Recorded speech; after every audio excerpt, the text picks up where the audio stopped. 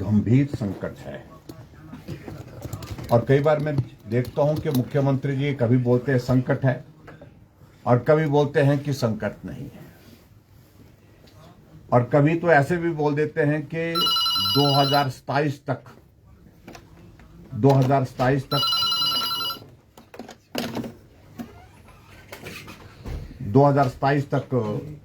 हिमाचल पूरे देश का सबसे समृद्ध राज्य बनेगा।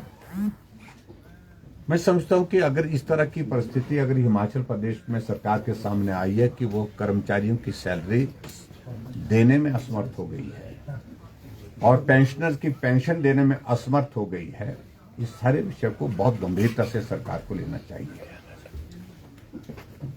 आर्थिक दृष्टि से हिमाचल दिवालियापन की कगार पर लगभग जो खड़ा होता दिख रहा है।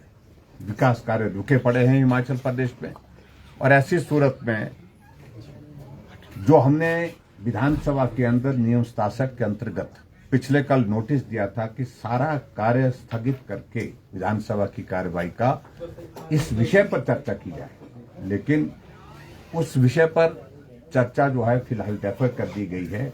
और आज विधानसभा अध्यक्ष महोदय जी ने कहा है कि, और मुख्यमंत्री ने भी कहा है कि उस चर्चा को हम जल्दी लाने की हम कोशिश करेंगे। जब चर्चा होगी तो विस्तार से हम बात कहेंगे, लेकिन यह हकीकत है कि हिमाचल प्रदेश बहुत घोर आर्थिक संकट के दौर में से गुजर रहा है। मुख्यमंत्री बोलते हैं केंद्र से जो है बिल्कुल मदद नहीं मिल रही है, केंद्र की वजह से जो है। देखिए, केंद्र जो प्रदेश को जो मदद देते हैं, उस मदद के जो माध्यम है वो बहुत स्पेसिफिक है।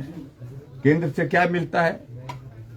केंद्र से यही मिलता है कि रेवेन्यू डेफिसिट ग्रांट जो हिमाचल प्रदेश को मिलती है, 6 तारीख को शायद मेकल में उसकी एक किस्त आने वाली है, और उसे रोका नहीं गया, ना पहले रोका गया, ना अब की बार रोका गया। और इसके अलावा वो केंद्र से क्या मदद चाहते हैं? संकट तो प्रदेश का है, और मुख्यमंत्री को जिम्मेवारी के साथ इस बात को स्वीकार करना चाहिए कि अगर प्रदेश में आर्थिक संकट है, इसको ठीक करने की जिम्मेवारी प्रदेश की है, ना कि केंद्र की है। ये बार बार केंद्र के ऊपर हर बात का आरोप लगाना, हर तरह से केंद्र को कोसते रहना, ये मुझे लगता है कि उचित नहीं है। रास्ता क्या निकलता है, उस रास्ते को निकालने के लिए प्रदेश में अगर सरकार कांग्रेस पार्टी की है तो जिम्मेवारी भी उस सरकार की है, मुख्यमंत्री की। सर, आप ये देख रहे हैं कि ये जो आर्थिक संकट जो उत्पन्न हुआ है, जिसकी आप लगातार बात कर रहे हैं, ये जो प्रोमिसेस किए गए थे कांग्रेस की तरफ से, उसकी वजह से ये बड़ा संकट आ गया है, या इसके पीछे कोई और वजह है? नहीं, देखिए, उसकी वजह तो है ही है, क्योंकि सत्ता को हासिल करने के लिए झूठी गारंटी दी गई, और उन गारंटियों में से थोड़ा सा पोर्शन, एक आधी गारंटी का जब अभी लागू करने की दिशा में आगे बढ़े तो प्रदेश आर्थिक संकट में आ गया है। अगर जिम्मेवार है तो मैं समझता हूं कि कांग्रेस पार्टी की सरकार जिम्मेवार है, इस बात को उनको समझना चाहिए। और बाकी सारी चीजों को लेकर के जो चर्चा विधानसभा के अंदर होगी उस पर तो हम जवाब देंगे।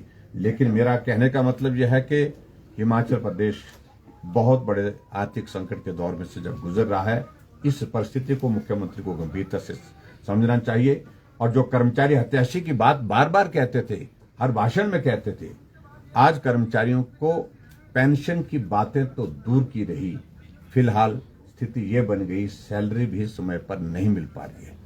डीए की किस्त की बात तो दूर की रही, सैलरी भी नहीं मिल पा रही है, मेडिकल रिइंबर्समेंट नहीं मिल पा रहा है। तो ये बहुत बड़ी एक परिस्थिति जो हिमाचल प्रदेश में जो बनी है, और मुझे लगता है कि एक बहुत बड़ा उदाहरण जो फ्री वीज का जो खटाखट राहुल गांधी का जो फॉर्मूला है, जो गारंटियों को लेकर के, इससे बाकी पूरे देश भर में भी सबकी आंखें खुल गई है कि ये जो खटाखट गारंटी देने की जो बातें हैं, हश्र यही होगा कि कर्मचारियों को समय पर सैलरी नहीं मिल पाएगी, और आने वाले समय में तो संकट और भी ज्यादा गंभीर होता दिख रहा है।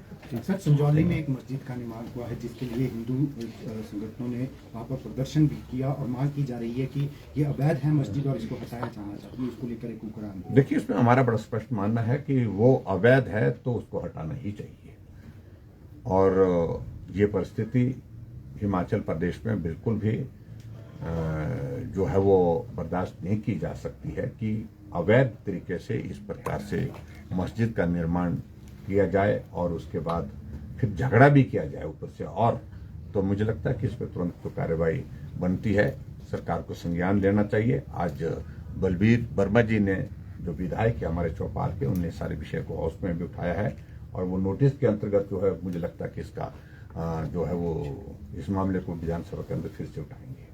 Thank you.